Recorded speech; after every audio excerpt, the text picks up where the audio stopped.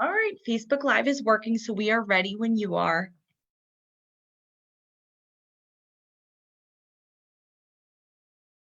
Dr. Holtzclaw, Yes, sorry. we are ready when you are. Okay. Well, let me get started then. All right. Well, sorry for the delay tonight, everybody. We were actually doing a upper and lower full arch case in the office today. Ended up running a bit into this time slot.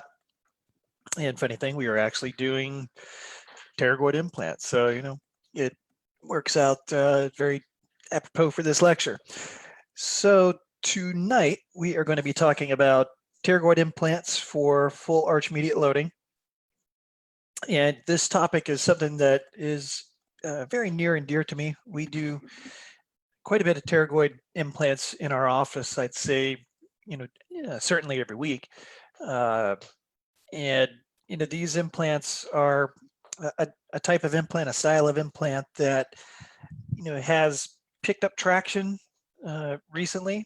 You are starting to hear more and more about it, more because there are more full arch implant cases being performed. And accordingly, as you're doing more and more of these, people are finding out that pterygoid implants can be very helpful for full arch cases. And so that's why we're seeing just explosive growth in this style of implant. Now, the information that I'm going to be presenting in this webinar tonight is a lot of it is going to be contained in a textbook on pterygoid implants that I'm be publishing later this summer. And if you're interested in getting more information on pterygoid implants, the technique, the pretty much everything that we're going to be talking about in the lecture, you can go to pterygoidimplantbook.com and you can find out information about the book there. And let's go ahead and continue on. All right. So even though pterygoid implants have had a lot of explosive growth recently, and they're new to a lot of people, they've been around for quite a long time. And to find out how long they have been around, we're going to get in our time machine here, and we're going to go 88 miles an hour and go back in time. And where are we going to land? So we are landing in the 1970s. So what's going on in the 1970s besides disco and Watergate and all kinds of other good things? Well, this is the era of subperiosteal implants.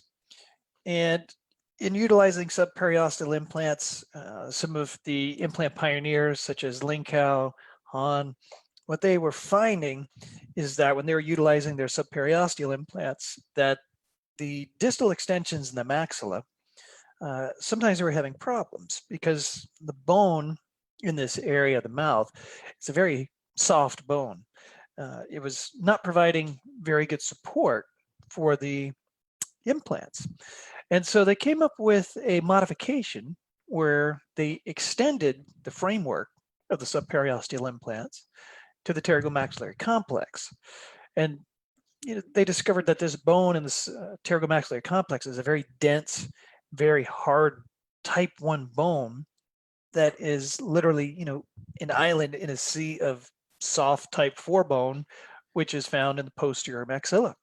So they had this really nice hard dense bone, and they found that if they can extend their subperiosteal frame implants, they called it a pterygoid extension implant, that they could utilize this hard bone in the pterygomaxillary complex to provide better support for their subperiosteal style implants. So now we're going to get in our time machine, and we're going to go a little bit further into the future.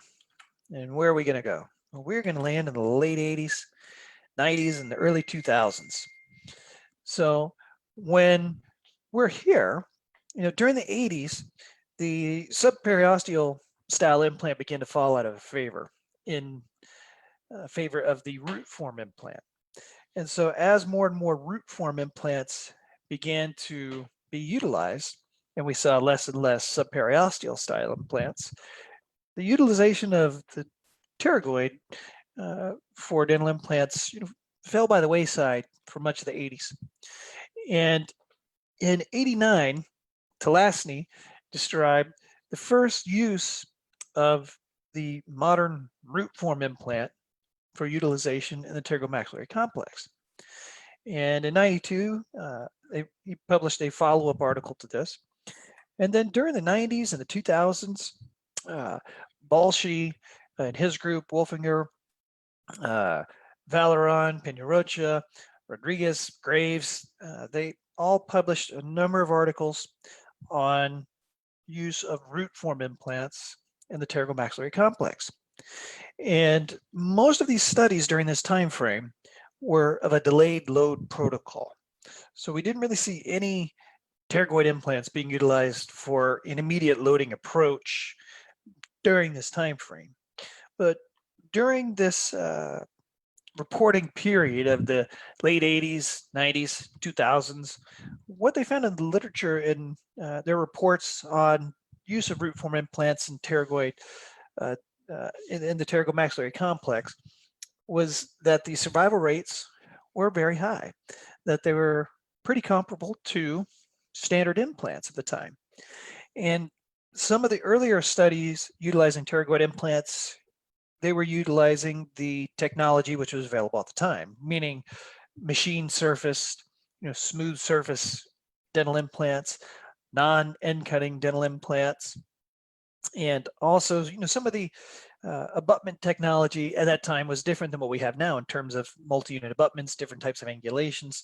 And so some of the very early studies had a bit lower success rate, but as time went on, people became more familiar with the technique, the technology improved, roughened surface implants as opposed to smooth surface implants. The survival rates for pterygoid style implants began to rise. And now we get our time machine, we're going to go a little bit further into the future, and we are going to land here in the late 2010s, 2018, 1920, so very, very recent. So at this point in time, what we begin to see in the literature more are now utilization of pterygoid implants for immediate loading protocols. And so I've published some articles on this. Dr. Nag has published some articles on this. Dr. Diedrich has published some articles on this. And each of us utilize slightly different techniques. I have what's called the FAST technique, pterygoid fixated arch stabilization technique. Nag has the all tilt technique. Diederich and his group have the cortically fixated at once protocol. But all of us are utilizing the pterygomaxillary complex for immediate load protocols. And this is somewhat of a departure from earlier articles in the literature where they were utilizing delayed load protocols. And what we have found in our reports of immediate loading for pterygoid style dental implants is that the survival rate is still extremely high, actually even higher than many of the delayed load protocols that were reported in the earlier published studies. And that's because of all the benefits of utilizing this area for immediate loading protocols, meaning we are engaging very dense type 1 bone where we have very high insertion torque. And we know there are a number of studies that consistently show, and if we have good high insertion torque, that we're going to have improved implant survival rates, especially with immediate loading. Also, we have cross arch stabilization, which is also going to help improve the survivability of our implants. And we have the splinting effect of utilizing a full arch immediate load protocol where we're attaching an implant to a cross arch stabilization prosthetic all at the same time. And so this is an example of the FAST protocol, one of my cases here where we're utilizing the pterygoid implants in immediate load protocol. And we're going to review why we do this, some of the indications, contraindications, and a lot of the benefits of doing this type of protocol with pterygoid style implants. So in doing this, what we want to talk about first is full arch immediate loading. So with full arch immediate loading, all on 4 style type dental implants, we have a lot of data on this. We know this procedure has been around for over 20 years. And if we look at the data, and there's a number of studies on this, and I've published a number myself, we can see that the implant survival rate is very, very high, close to 97%, 98%, 90, close to 100% in some studies. The prosthetic survival rate is extremely high as well. And this is with multiple different implant systems. This is with multiple different authors performing these procedures from all over the world. This is with different prosthetic style restorations, whether they be zirconia, whether they be titanium bar hybrids. So we have very, very high survival rates, very, very high prosthetic survival rates. So why do we even need to talk about utilizing pterygoid implants or any other styles of what we call exotic implants, say, zygomatic implants, vomer implants, piriform rim implants? Why do we need these if all unforced style procedures have such a high success rate to begin with?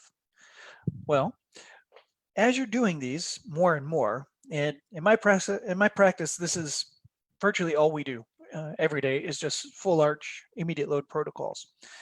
And when you're doing this a lot, you begin to see more advanced types of cases. You start seeing cases where there's very little bone, cases where there's very soft bone. And in these cases, the standard all-on-4 style protocol is not going to work. And that's when you begin to look for some of these alternatives, such as zygomatics, vomers, pterygoids, piriform rims, nasalis. There's a number of different, what I like to call, exotics, different type of implants that aren't commonly used. But with more and more of these style of cases being done, clinicians are finding that we need these type of implants to help many patients because the standard techniques just aren't going to work for them. So when we're doing this, we know we're utilizing pterygoid implants for additional support. They're going to increase our composite torque value, and we'll go over what that means. They are improving our AP spread for prosthetics. They are eliminating cantilevers for us. And so, as you notice, a lot of what we're talking about is prosthetically driven, because at the end of the day, our goal is to get the patient's teeth, give them something to smile with, give them something to chew with. And many times the surgeon aspect of us likes to focus on the implant, but at the end of the day, the implant's really just a platform for us to attach the teeth to. And so if we can utilize these certain implants such as zygos and pterygoids to help improve our prosthetic outcomes, then that's one of the reasons that we're using them. So pterygoids can be an alternative to zygomatic implants because you're going to have those certain patients that are just not going to agree to having a zygomatic implant done. Zygomatic implants are great. They have a place in our practice. We use them all the time. But certain patients just are not agreeable to those. We can also utilize pterygoid implants as a rescue implant. And I'll go over what that means, but basically these implants can bail you out of many difficult situations and can really shave a lot of treatment time down and keep your patients happy, whereas you'll see some of the alternatives would not be quite as good for the patient. All right, so in talking about additional support, let's look at improving the AP spread and eliminating cantilevers. So we've got a case here, a pretty standard type case comes in the office. This is a patient obviously has invested a lot of money and time into her dental work, but as she's gotten older, she is taking a number of different types of medications, has developed xerostomias, getting a lot of recurrent decay on all these restorations. Her dentist wanted to replace all the crowns in her mouth, do a number of root canals, and the cost for this was extremely high. And she was also worried that she was going to go through all this treatment and have the same situations a few years down the road where she's going to have recurrent decay again and be in the same situation. And so she came to our office seeking a full arch immediate load protocol. And so in evaluating this patient, we're looking at the sinuses, which are outlined here in yellow. And we can see that they extend fairly far anteriorly, all the way to the canines. And this would be a standard all-on-4 style setup. So there's definitely enough bone for this. However, when we look at our prosthetic, if we're planning a adequately planned prosthetic that doesn't have a very long cantilever, then what we're going to see is that we cannot give this patient second molars. And this patient's gone her whole life having second molars. And many patients, this is important to them, having second molars, having what they call a full set of teeth. Because we'll have a lot of patients ask us, well, hey doc, how many teeth do I have in my final restoration? And even though the literature, very clearly shows that with most all-in-4 style restorations, you have an average of about 12 teeth in the final restoration. Many patients want 14 teeth. I can tell you, we've even had patients, they even want their third molars. And with this style of setup right now, we would not be able to do that for that patient. Also, in your pre-surgical workup for these patients, one thing that needs to be evaluated is the patient's smile line. And I see a lot of people neglect this, where they are not really evaluating the patient with a big full smile. And we'll always have the patient do a regular smile, and then I'll ask them to smile as big as they can. Because I'm looking for is to see how much lip movement they have. Because some of these patients, they might give you a small smile and they're not showing a whole lot of teeth. And then they do a very big smile. They have a significant amount of lip movement, and now you can see all the way back to the second molars. They have a very wide smile. I like to call a Julia Roberts type of smile, where they have a very high smile. And so for someone like this, if they have a very wide smile, and you can only extend back to the first molars, but their smile extends all the way back to the second molars, well, you're going to see the end of this restoration, and you're going to see a little black space in the buccal corridor back where that second molar should be. And that's not going to be very acceptable to some of these patients. And so that is an area where pterygoid implants can also help us. So if we were to try to extend this to the second molar, so we can, one, keep the patient with the teeth that she's been used to her whole life, or two, we want to keep the second molars in the restoration, so when she has a really big smile, we're not seeing that space in the back areas where the second molars are. We have to give some support, because right now our cantilevers are going to be overextended if we try to extend that far, which, as we'll cover later in the lecture, can cause a whole bunch of prosthetic issues and cause a number of issues for our dental implants. And so you can see, by placing pterygoid implants, we were able to extend our restoration and provide full support, eliminate the cantilevers, and satisfy all the goals that we were just discussing. And so this patient here is a good example. So in the left, we can see the patient has a very high smile line that we can see all the way back to the second molars. We can see a lot of gingival tissue when she smiles. And so in treating this patient with a full arch style treatment, we have to do quite a bit of bone reduction. And I can tell you, in this particular case, when we did the bone reduction, we got all the way up into the sinuses. And if we didn't do that, we would see the prosthetic transition line. Also, again, if we didn't extend as far back, we would see the end of the restoration when the patient has a big smile. And so by incorporating pterygoids, even though we're into the sinus with our bone reduction, we still have good bone anchorage for a posterior pterygoid implant that's going to also allow us to extend the restoration and eliminate cantilevers.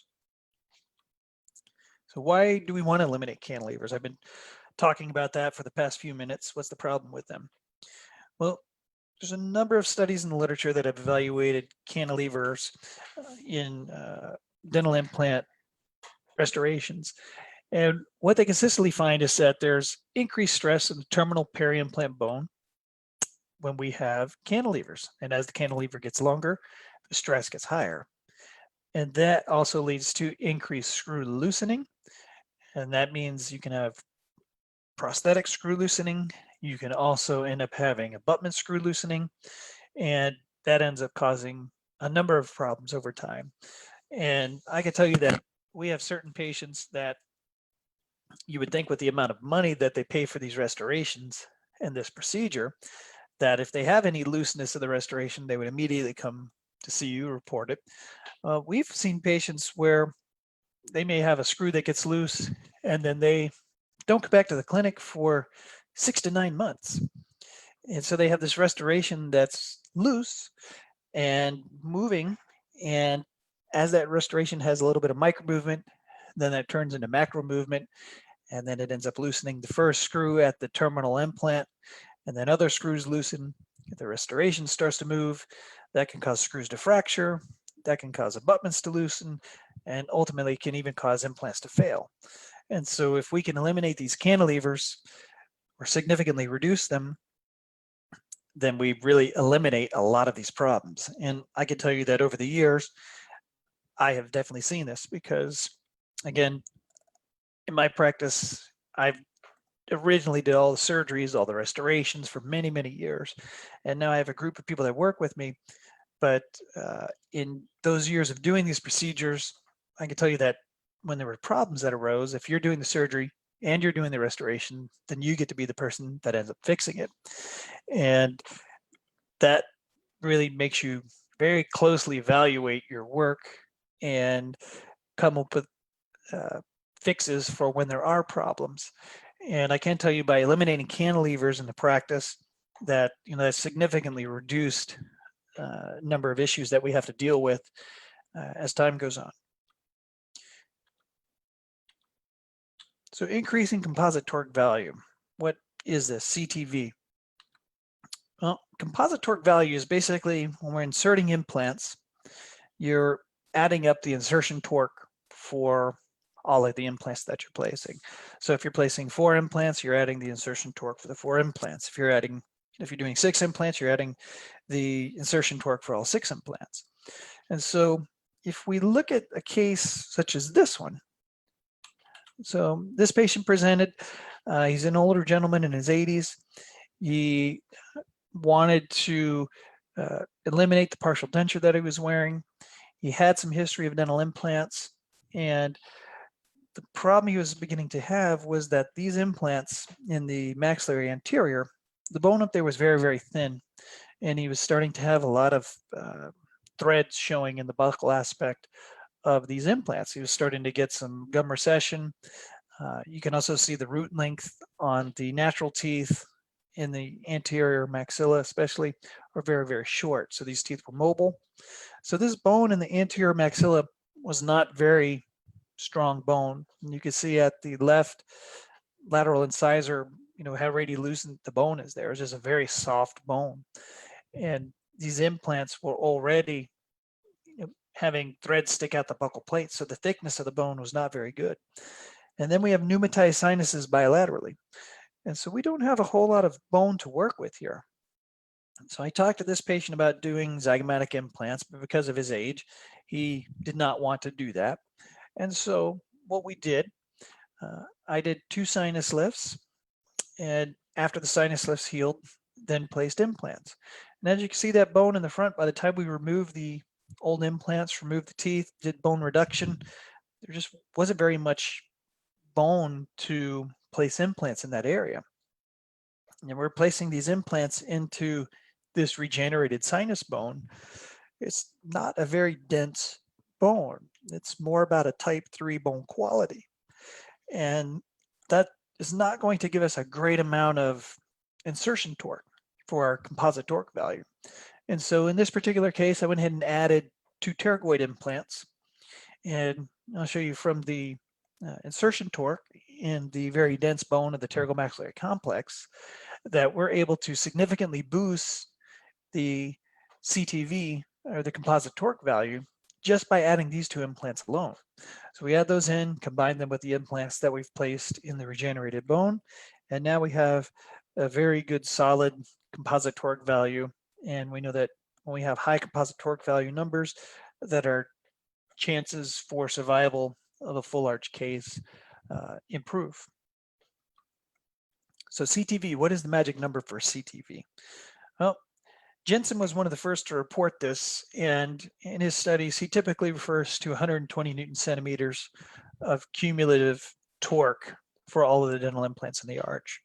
So I can tell you that in the past, when we were doing full arch cases before we're utilizing pterygoid implants or zygomatic implants, if we had very soft bone, then what we basically did was we placed more implants because we were adding up the insertion torque for all the implants that we were placing. And we were gunning for this 120 Newton centimeter CTV value. And now with utilizing some of these other more exotic type implants, pterygoid implants, vomer implants, piriform rim implants, zygomatic implants, we can get to our 120 CTV very, very quickly. Sometimes probably with just one implant, the torque is so high on some of these implants. So I published a study in 2018, and in this study I looked at 25 pterygoid implants that were all immediately loaded, and the average insertion torque for these implants was close to 45 Newton centimeters. And so if we're placing these in a bilateral fashion, say for a full arch medial load case, just those two pterygoid implants alone are going to give us close to 90 Newton centimeters of torque. So if we factor this into our 120 Newton centimeters of torque for our goal for CTV, just placing two pterygoid implants is going to give us close to 75% of the value of CTV needed for a full arch medial load case. And then you combine that with the implants that you're going to place anteriorly, and you will very easily reach that goal of 120 Newton centimeters of torque. So let's talk about utilizing a pterygoid implant as a rescue implant. And what do I mean by that? Well, let's take a look at a case and I'll show you. So in this case, we have a patient that's coming in for a all-in-4 style of treatment. He's got a failing bridge, a couple of other problems, dropped sinus, dropped teeth in the occlusal plane. And we can see if we trace his sinuses that on the right side in particular, that the sinus comes all the way anterior to the right maxillary canine. So if we look at this in an axial view, we can see, looking behind the canine where the green line is, that our sinus extends pretty far anteriorly. So that's going to limit the amount of bone that we have for implant placement. It's also going to limit our AP spread because we need to place our implant, our terminal angled implant into bone, and that's going to be dictated by the anterior extent of the sinus wall. So in this particular case, to try to increase our AP spread, I did a transsinus implant where I had enough bone at the ridge to give myself some anchorage, cross the sinus, and then start to engage more of the piriform rim area around the nose. And in order to do that, we have to go through the sinus. Well, as the patient was healing, unfortunately, this particular implant ended up failing. So with this implant failing, now we've got a situation on our hands because the patient comes into your office, you find out that this terminal implant has failed, and so now you have to figure out what to do. So option one is going to be remove that implant, close the oroantral fistula that's there, and then we need to try to place an implant somewhere back in this area. Well, there's no bone because of the pneumatized sinus. So we'd have to do a sinus graft, allow that to heal anywhere from 4 to 6 months. Once all that heals, then we would place an implant, and then we have to allow that to heal. And in the meantime, while we're doing our sinus lift, we would have to shorten our transitional restoration. And so in doing so, we're going to reduce the amount of chewing surface area for the patient, but also aesthetically, by shortening that restoration, at most we can now extend it to the canine on the right side, at most. And even by doing so, that's still going to give us a fairly long cantilever, because you can see on the right side, our terminal implant is now in the right maxillary central area. And so if we're cantilevering, even to the canine, that's still getting to be a fairly long cantilever. And we certainly can't go beyond that. Otherwise, we're definitely going to have a lot of problems. And by having a patient that can only smile to their canine, you're definitely going to see beyond the extent of the maxillary restoration when that patient smiles. So that's not a great option. So how do we get around that? Well, we can get around that by placing a rescue pterygoid implant. And so what I did in this case was remove the failed implant, close the oral antral fistula, and then place the pterygoid implant on the right side. By placing the pterygoid implant on the right side, we have very good high insertion torque. So now I can extend his transitional restoration back to incorporate that pterygoid implant. So now I don't have to shorten the restoration. I can actually lengthen it. So now I don't have to worry about the patient, having a reduced surface area for chewing. I don't have to worry about him having aesthetic issues. And now I've actually eliminated the cantilever in that area. And I have a very good, strong implant that's in dense type 1 bone. Now, anytime I do a rescue style implant like this, I'll always ask the patient if they want me to go ahead and place a second pterygoid implant on the opposite side of the mouth to balance out the restoration. And I can tell you it's about 75% to 25%. 75% of the patients say, yes, go ahead and place the second one so that restoration can be equal length on both sides. There's about 25% of patients, they say, you know what, doc, I just want the minimal amount of surgery possible. So just go ahead and do one on the one side where you got to fix the issue and just leave the other side as is. I'm not having any problem with that area. But in this particular patient, he wanted us to go ahead and balance one. So we place the pterygoid on the other side. And whenever we do anything like this, whenever we have any failures or complications or anything of that nature, we don't charge the patient for that. It's all just part of the treatment process. So we do all this at no charge to the patient. And so if we evaluate our options for this particular case, the pterygoid rescue implant, we had just one additional surgery. We had 3 months of additional treatment time. We were able to keep our transitional teeth, and we eliminated the cantilever.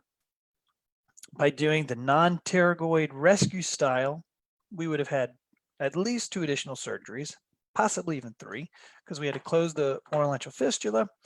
We would have had to do an open sinus lift, and then we're going to have to come back and place a dental implant at some point in the future. So we have a minimum of 8 months of additional healing time.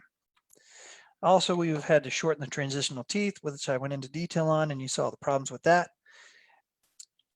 And then we still would have had a cantilever, even after doing all that, even if we did a sinus lift, we still would have a cantilever in the end where we were able to eliminate that with the pterygoid implant. So in doing pterygoid implants, one thing that we need to really pay attention to is anatomy, because pterygoid implants are considered a blind procedure. Many practitioners consider the pterygoid implant to be the most difficult of all dental implants to place. And one of the reasons for this is you can't really see your final target of where you're going.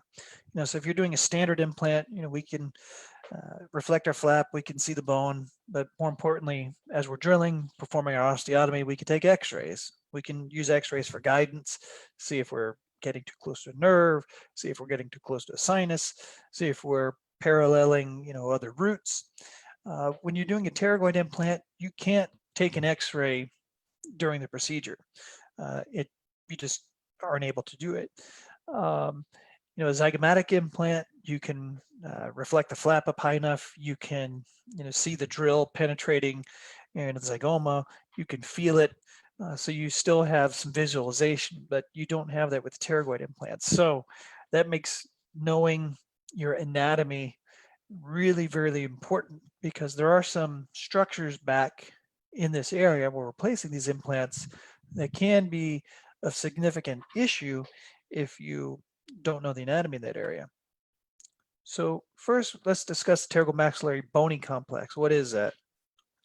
So the bony complex is the maxillary tuberosity, pyramidal process of the palatine bone, and the pterygoid process of the sphenoid bone.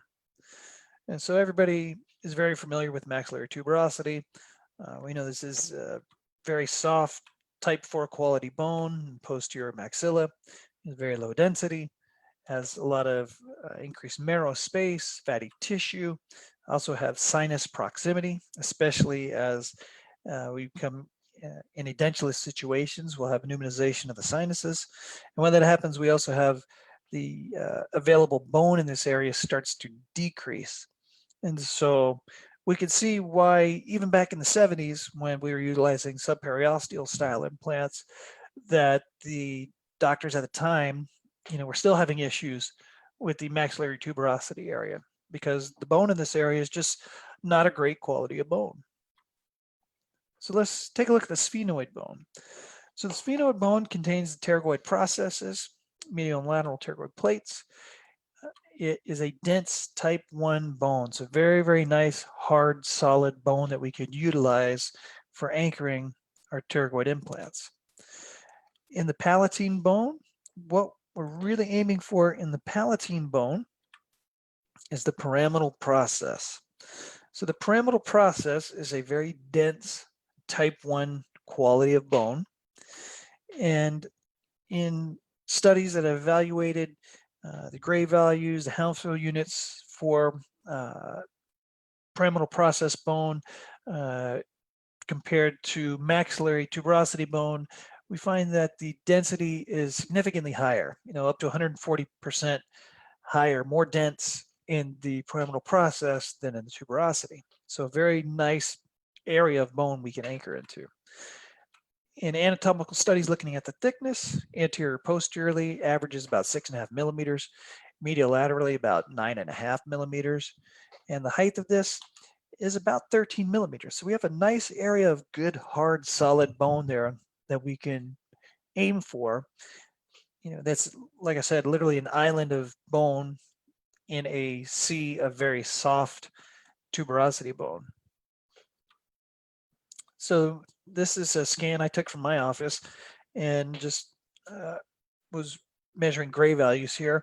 And you can see the tuberosity gray values are significantly lower than what we see in the pterygomaxillary pillar. And even if we didn't utilize the gray value tool for the CBT CT scan, just using your eyes, you can see the difference in density between the tuberosity bone and the pillar bone. So vital structures in this area, what do we got to watch out for? Well, first of all, we have the pterygoid venous plexus. So pterygoid venous plexus is a valve-free venous plexus. It's located in the infratemporal fossa. It's contiguous with the cavernous sinuses. It ends up becoming the maxillary vein. And there is a great amount of hemorrhage potential if we damage this area. Now, the good thing is it's very hard to damage this area if you're following proper protocols for placing pterygoid implants, because the pterygoid venous plexus is going to be quite a bit laterally to where our intended target's going to be. And we want to avoid this because it is such a large plexus of veins, and they're valve free, that we can have quite a bit of hemorrhaging if this area is hit. And if you look in medical literature, ENT literature, there are reports, studies where they've looked at procedures, tumor resection surgeries that have been done where the pterygoid venous plexus was damaged versus not damaged. And the amount of blood loss between the two is significantly different. In some of the cases, they had up to 8 liters of blood loss when the pterygoid venous plexus was damaged. So we definitely want to avoid damaging this area. The maxillary artery. The maxillary artery has quite a bit of branching. It's a very large artery. It travels through the pterygoid venous plexus. Has significant hemorrhage potential also, again, if we're extending too far laterally, but we also have to watch out for this artery in other areas, and we'll review that here in just a second. So again, if you're hitting the maxillary artery as it's traversing around the pterygoid venous plexus, you're definitely going to be lateral to where you want to be. And so if you're following proper protocols, there's not a whole lot of chance of hitting this unless you're really lateral to where you need to be. Let's look at the pterygomaxillary fissure. So pterygomaxillary fissure connects the infratemporal fossa to the pterygopalatine fossa. It's a conduit, again, for the maxillary artery and also the posterior superior alveolar nerve. So there's a number of studies that have looked at measurements, and a lot of this is from oral surgery literature. Fonseca has some classic studies where they've done measurements, and what we're looking at in some of these studies, is distance, from the maxillary tuberosity to the pterygomaxillary fissure, even all the way up to the maxillary artery. And in evaluating the distance from the maxillary tuberosity for the length of pterygomaxillary fissure, we find in some studies that it's about 18 to 19 millimeters. Now the maxillary artery in this area is always a bit higher than this. So a lot of the studies looking at the height of the maxillary artery are going to find about 25 millimeters, 24 millimeters. And so we know in calculating distance for placing a pterygoid implant, these are some of the lengths that we want to bear in mind, because once we start getting higher than 25 millimeters, or even getting close to 25 millimeters, now we start bringing the maxillary artery into play. And that's something we definitely want to avoid damaging in the process of our osteotomy or our osteotomes or placing the implant. So the pterygopalatine fossa is a cone-shaped fossa, has 8 pyramidal connections. And the third branch of the maxillary artery courses through here and gives off 4 additional branches. So you can see that the maxillary artery is always in play in this area, so that we want to be careful of when we're doing pterygoid implants. So if we're looking at the third branch of the maxillary artery, and this is one of the diagrams from the textbook at pterygoidimplantbook.com, we focus a little bit closer on this third part of the artery. The areas that we want to pay close attention to in placing a pterygoid implant are going to be the main body of the third branch of the maxillary artery and the descending palatine artery. So in order to hit the main body of the third branch, this is where we're talking about extending, 25 millimeters or higher in most cases. Always there's, aberrant anatomy, so there's going to be some cases where the distance is maybe a bit shorter, but on average, typically 25 millimeters or higher. Now, the other branch that we want to keep a close eye out for is the descending palatine artery. So the descending palatine artery is traversing the greater palatine canal, which is exiting at the greater and lesser palatine foramens. And in studies that have looked at the exit points of the greater palatine canal, on about 16% of cases, they're at the second molar. A few between the second and third, but the majority of these are found opposite of the third molar. And a few cases, very, very small, they're distal to the third molar. Now, when we are aiming for placement of our pterygoid implant, we are aiming a bit posterior to this. We're aiming for the pyramidal process, the pterygomaxillary pillar, and that is going to be quite a bit posterior to these areas where the greater palatine canal exits, the greater palatine foramen. So, you always do have the possibility to hit this, but in order to hit this, again, your angulation is going to be quite a bit off. So for example, we, are really aiming for this part over here. And so if your angulation is over here, you can see then you're just a lot further anterior than where our intended target is back here.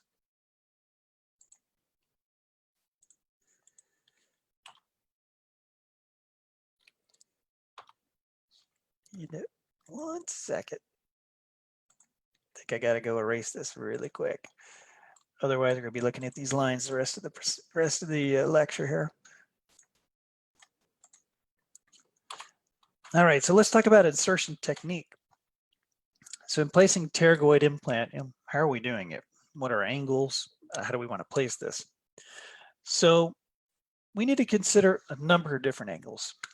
First angle we need to consider is the anterior posterior insertion angle. And so we're looking at this relative to the Frankfurt horizontal plane. And in a number of studies, what we see is there's two camps of numbers that are reported for the anterior posterior insertion angle. A number of studies will have this angle about 70 degrees, 75 degrees, but there's a whole nother camp of studies and they're reporting the insertion angle to be about 45 degrees. And so why do we have some studies that are reporting 70 to 75 degrees, and then we have other studies that are reporting 45 degrees? Well, it all depends on your insertion point. So the more anterior initial insertion point, the more acute the angle is going to be. So for example, if you're inserting at your second molar area, your insertion angle is going to be more closer to 45 degrees in the anterior posterior direction. As you move more distal, if you're inserting, say, closer to the third molar area for your initial insertion point, then you're going to have a steeper insertion angle. So this is where we're starting to get the 70-degree insertion angles. And, why would you want to insert in one area versus the other area? Well, a lot of that's going to be determined by the pneumatization of the maxillary sinus. So if you have a lot of pneumatization and a lot of this bone has disappeared, then you're going to typically have to insert a bit more posteriorly.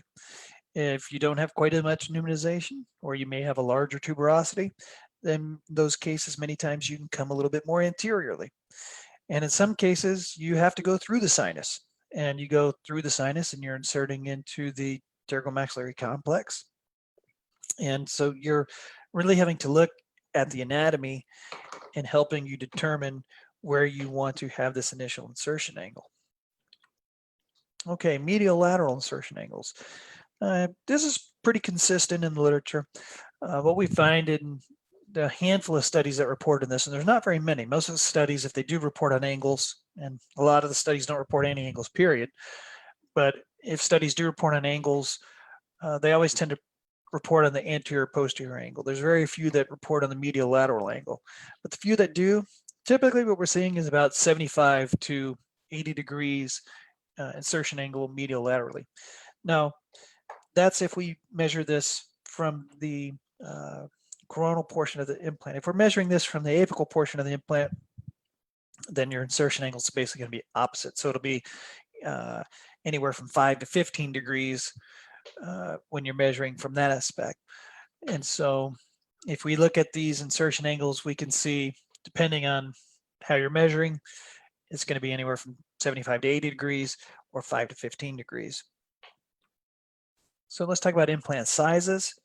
So in reviewing literature, typical implant sizes utilized for pterygoid implants are going to be about 3.5 millimeters to 4.3 millimeters. And one of the reasons for this is, if you remember the dimensions of the pyramidal process and the pterygomaxillary pillar, those dimensions tended to be in the 6 millimeter range. So by utilizing an implant of this diameter, then we're going to have a good amount of peri-implant bone remaining. Lengths of the implants in literature, there's a wide variety. And some of these lengths range from 8.5 millimeters up to, at this point, even 25 millimeters. And the most common sizes, I'd say, are 16 plus millimeters. Now, there are studies that say in order to be considered a pterygoid implant, that the implant has to be at least 13 to 16 millimeters in length, and that anything less than that is really not a pterygoid implant. It's really more a tuberosity implant. And if we look at some meta-analysis studies that have looked at pterygoid implants, many studies end up getting excluded from these meta-analyses, because when you really look at the implants in some studies that are being evaluated for inclusion in the meta-analysis studies, many of these implants aren't actually what are considered pterygoid implants. They're either too short or they're too anterior. They're not really engaging the pyramidal process or the pterygoid plates or the pterygomaxillary pillar. They're just engaging tuberosity bone. And so typically we'll see a little bit longer implant sizes used for pterygoid implants.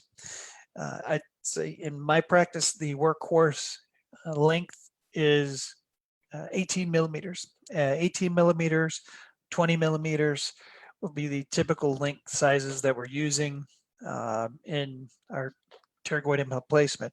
I can tell you that when I originally started doing pterygoid implants, I went a little bit shorter than that because I was always worried about getting too close to the maxillary artery. I knew, from the anatomical literature studies that, when we started getting, up into the 20 plus millimeter range, that our potential for getting close to the maxillary artery started to increase. And, as I've done more and more and more of these, I've gotten more comfortable with them, and the lengths of the implants that I place in the pterygoid region, have definitely increased. And so I'd say typically 18 to 20 millimeters in length is what we usually use. So insertion technique, this is where knowing our angles starts to really come into play. So we know that we're starting our insertion point in a very soft type 4 tuberosity bone. And so what you could do is either utilize a very sharp spade drill or a sharp osteotome, and you can, in many cases, just push that spade drill or the osteotome through the soft type 4 tuberosity bone, and you're just pushing it until you feel a very dense stop. What we're looking for is we're trying to hit the dense hard bone of the pyramidal process, the pterygomaxillary pillar.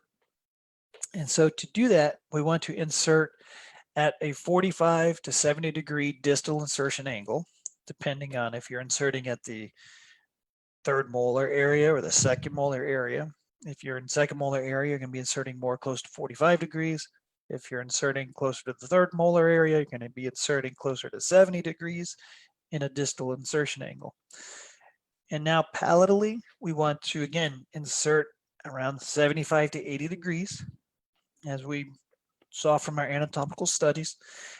And we are aiming for that very dense, hard bone. If you don't feel that very dense, hard stop, then you need to re-angulate a little bit.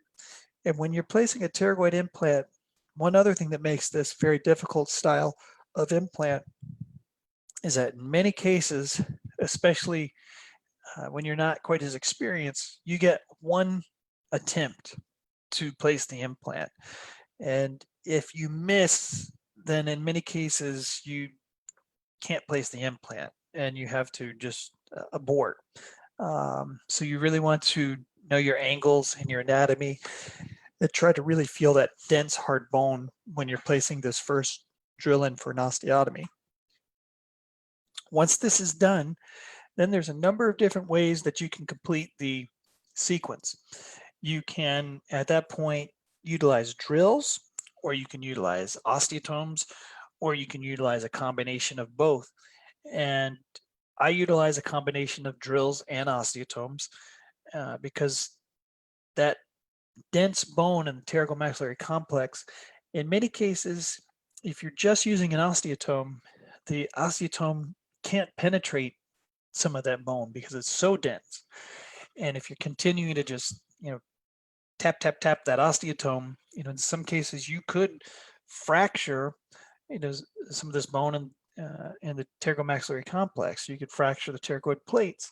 And so that's where I like to find the bone with the osteotome or the sharp spade drill, and then penetrate that very dense hard bone with a drill, and then go back and use an osteotome. And the osteotome is condensing the softer bone in the maxillary tuberosity, but also ensuring that the path, the osteotomy into that hard type 1 bone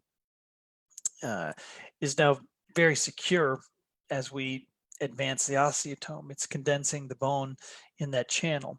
And then to make sure that I'm widening the osteotomy in the denser bone of the pterygomaxillary complex, then I'll go in with a drill, increase the diameter of the osteotomy in that bone, and then switch back to another osteotome.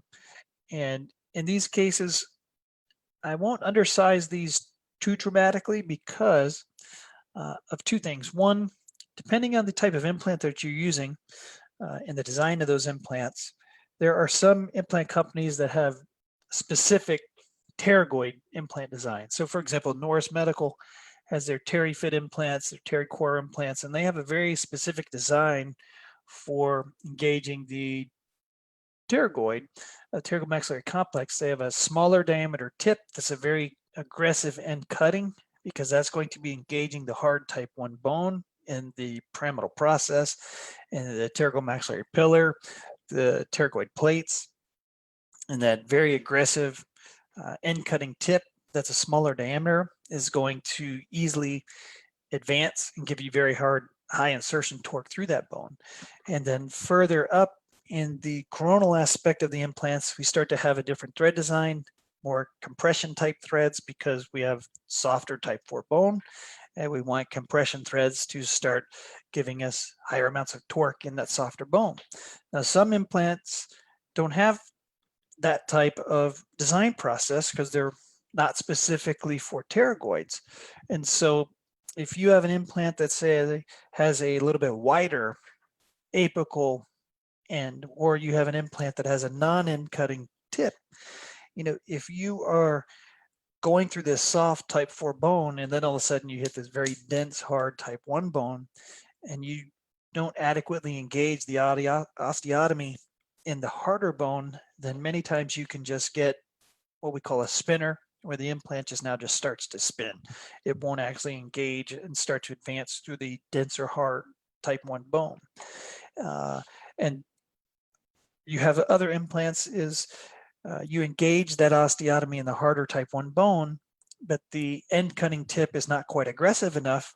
And so then you start generating really high amounts of torque and you can now fracture some of this bone.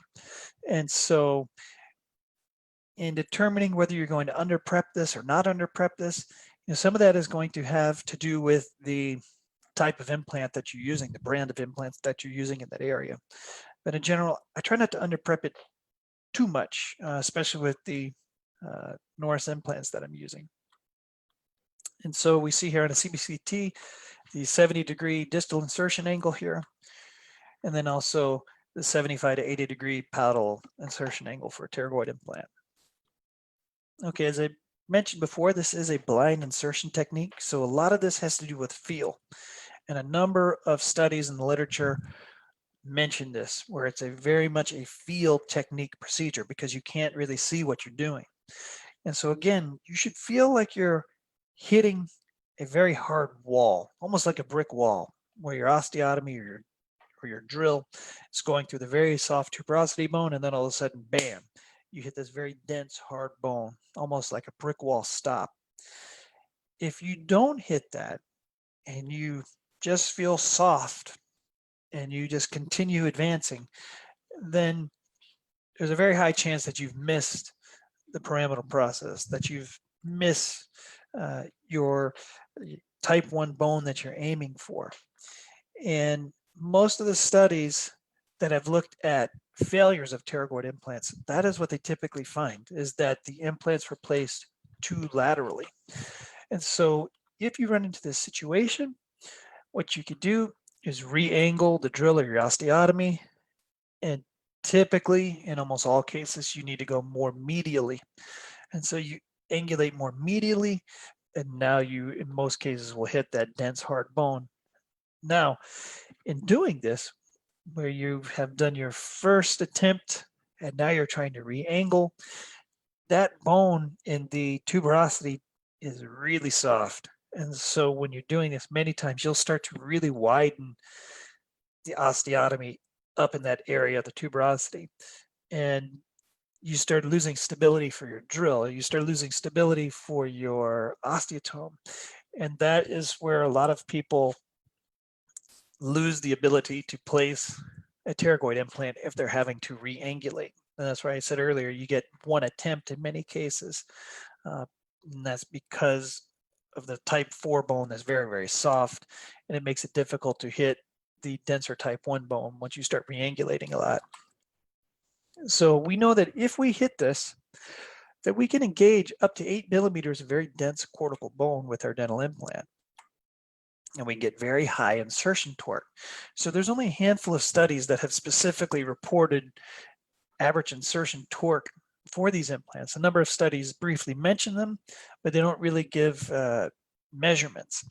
And in the handful of studies that have, we all tend to report very high numbers, over 35 Newton centimeters of torque. In my 2018 paper, again, I had close to 45 Newton centimeters average insertion torque. And I can tell you in many cases, you have 60 plus insertion torque. And you can see in this case here, I have a picture of one of my insertions, and we're, at 60 insertion torque. And I can tell you that if the numbers went higher, that our insertion torque would be much, much higher. So let's look at implant data for pterygoid implant survival rates. Again, we look at some of the earlier studies from the 90s. We can see that survival rates were a bit lower, in the high 80s, low 90s. And again, that's because the style of implants that are being used, the machine surface, the non-end cutting surface. And we can see that as time goes on, our implant survival rates begin to increase. And in 2019, there was a systematic review meta-analysis that was published. And even after all the exclusion criteria, there was a total of 6 studies that were able to be evaluated that were truly considered pterygoid implants and that fit all of the protocols for this study. And what they found was that over long periods of time, that the survival rate was about close to 95% for pterygoid implants. Now, most of those studies were all delayed load protocols. And again, the handful of more recent studies from myself, from NAG, from Dietrich, what we're finding is that our survival rates are a little bit higher, 96%, 97%, 98%, and this is with the immediate load protocol. And that is because we're also getting some of the benefit of cross-arch stabilization, implant splinting techniques from the immediate load protocols. So implant failures. Again, because most of the studies in literature are delayed load protocols, they were finding that most of their failures were occurring before implant loading. There are a handful of, again, immediate load cases, and in evaluating implant failures for pterygoid implants, most studies are pretty consistent. What we report on is that the failures tend to be because the implants are placed too laterally. So essentially, the implant is sliding off the side laterally of the pterygomaxillary complex. And there's a handful of articles that specifically even mention this, that the drill or the osteotome hits the dense bone, and instead of actually engaging it, it basically deflects. And if you don't recognize this and you're placing your implant, as you can see in this particular case, our implant is in, but it's essentially lateral to the pterygomaxillary complex. Now, you may say, well, why did somebody place it this way? Well, I could tell you that more than likely, this person still felt there was some insertion torque because you still have the bone of the tuberosity. And so even though it's type 4 bone, many times you'll still get, 25 Newton centimeters of insertion torque, 30 Newton centimeters, but you're really getting this bone from the tuberosity.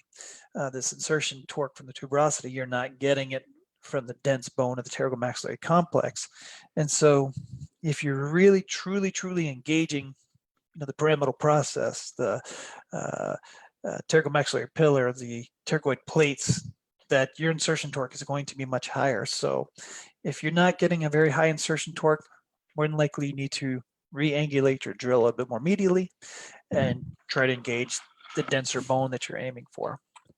So if we see here, we're very shallow. If we were able to just come a bit more medially, use a little bit longer implant, we're going to engage a lot more dense bone.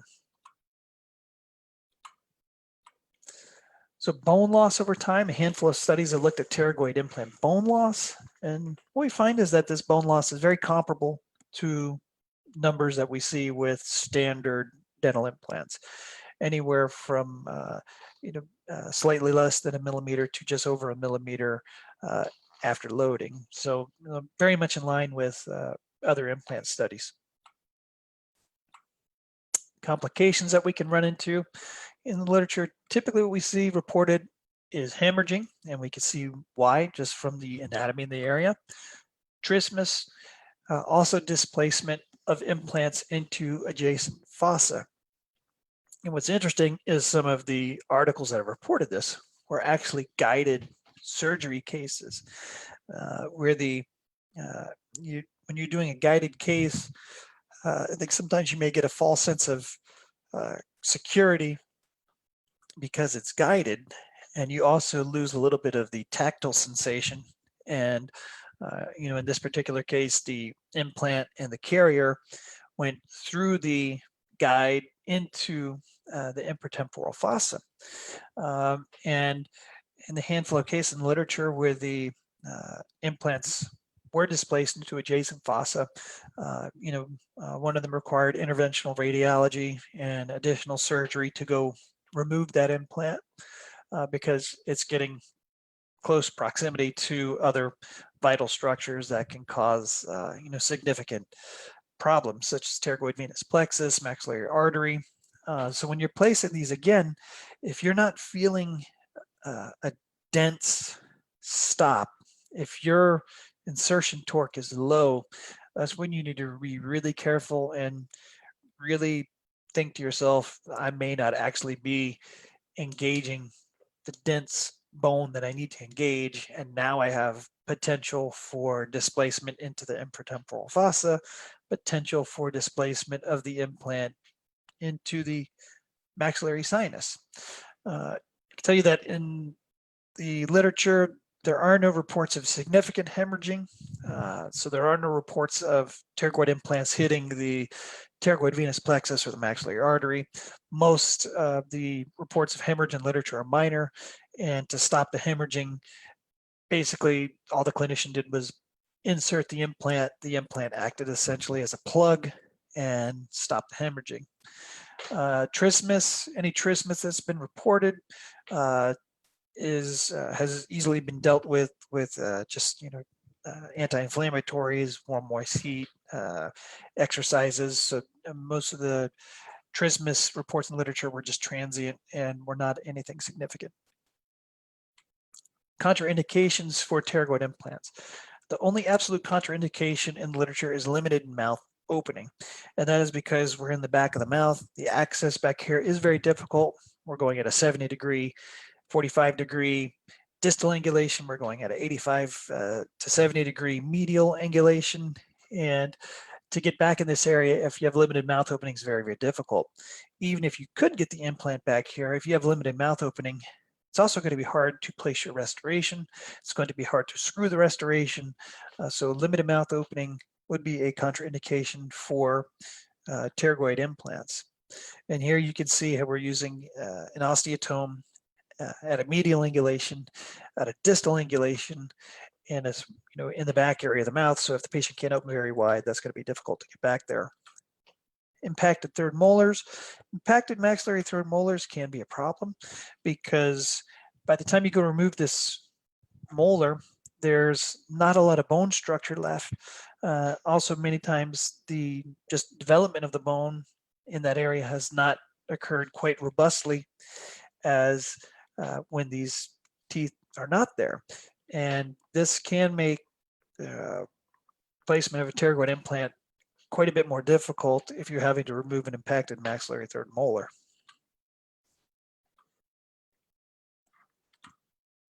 And I'm going to give you one final case that kind of shows a number of different implants. And so this particular patient, he had been receiving treatment for about 18 months at a local denture center that also did implants. And the case was not going well. Apparently, there had been a number of implant failures. The patient was still in a denture, had never had anything attached to the implants. There was a piece of tooth left in the maxillary sinus. And so this patient, came to our clinic seeking help. And, he just was in constant pain, was in a state of depression. He couldn't wear his prosthesis, could not eat. And when we did the procedure, what we found was that his bone was essentially almost like a type 4 quality of bone everywhere. And so these implants, to remove them, it literally took 10 to 15 Newton centimeters of reverse torque to get these implants out. And so I could see why they were constantly having problems, a lot of failures, was because the bone was just so soft. And so what we did to treat this case was remove the old implants, do bone reduction, place zygomatic implants. We were able to get very high torque there, good support. Piriform rim implant, a vomer implant, and also a pterygoid implant. Now, if you notice, there's no pterygoid implant on the right side because that's where that patient had that fractured piece of retained maxillary third molar in the sinus, and there was not quite as much bone availability in that area. And even though I've done many pterygoid implants, I was not able to engage the hard bone of the pterygomaxillary complex in this area, and I had to abort placing one there because, again, I didn't want to risk placing something with low torque and have it displacing into one of the adjacent fossa. In the mandible, there was soft bone as well, so we had to use longer implants, 18 millimeter implants, that we were starting to engage the cortical bone at towards the inferior border of the mandible. And so we ended up taking this situation, turning to this, which is much more stable. We're engaging a much harder basilar type of bone. And we take the patient from this situation to a situation where he has teeth, he can smile, he can eat, he can chew, and he's much happier. So again, all of this information and quite a bit more is going to be contained in our textbook that's coming out later this summer. Again, more information on that is at pterygoidimplantbook.com.